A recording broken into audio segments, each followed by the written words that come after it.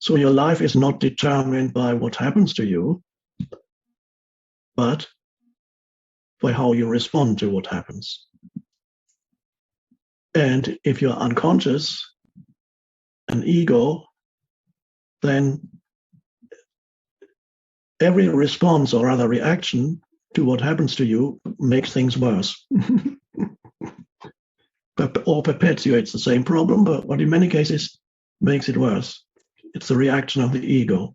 And that's what called, this is the wheel of samsara, of karmic action and reaction, action and reaction.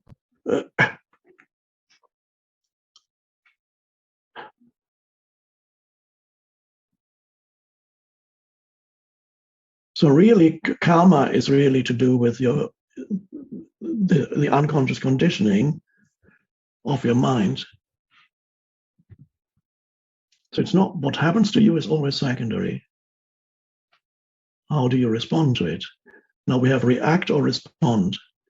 Usually the way we use these terms is you react out of the conditioning of your mind, and usually it doesn't resolve anything. It creates additional or further problems. Reaction, reactivity.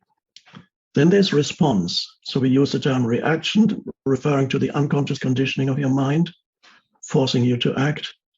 And response refer to the conscious responding to a situation or a problem through conscious presence. And that's where wisdom arises there. When you are, it's intelligence is not enough. What we conventionally call intelligence refers to the conceptual mind, the ability of the conceptual mind to categorize, memorize, analyze, logical thinking. All that has its place. It's fine. This is what is valued in educational system, that conceptual mind, accumulate knowledge, classify, break up into further fragments, examine the fragments. That's intelligence, the ability to do that. Wisdom is something deeper. Wisdom is the ability to see the totality of a situation rather than one particular thing. Wisdom doesn't fight anything out there.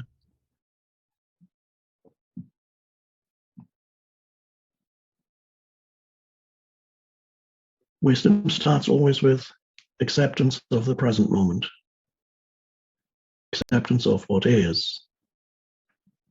Then if action is called for, acceptance doesn't mean that you necessarily don't want any change. You can be in difficult surroundings. Let's say you're homeless, and you can accept that at this moment, this is what is. But you don't live through a conceptual image of yourself as I'm a homeless person now. That's a very painful mental conceptual identity. A conceptual identity. Any conceptual identity, whatever it is, would make you unhappy. Some make you immediately unhappy. Some it takes a little longer. If you have a conceptual identity of you as the greatest, this or that, it will take a little longer. Eventually, it'll make you unhappy. If your conceptual identity of yourself is I'm a homeless person now, this is what I've come to, that's very unhappy.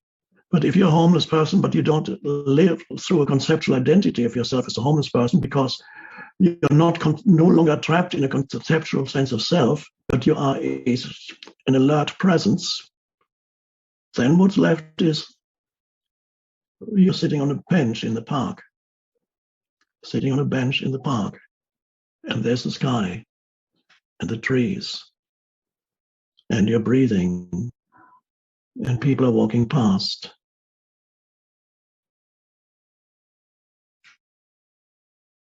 And it's no longer, your identity is no longer derived from any concept. You become a presence. But you also know that perhaps some action is necessary.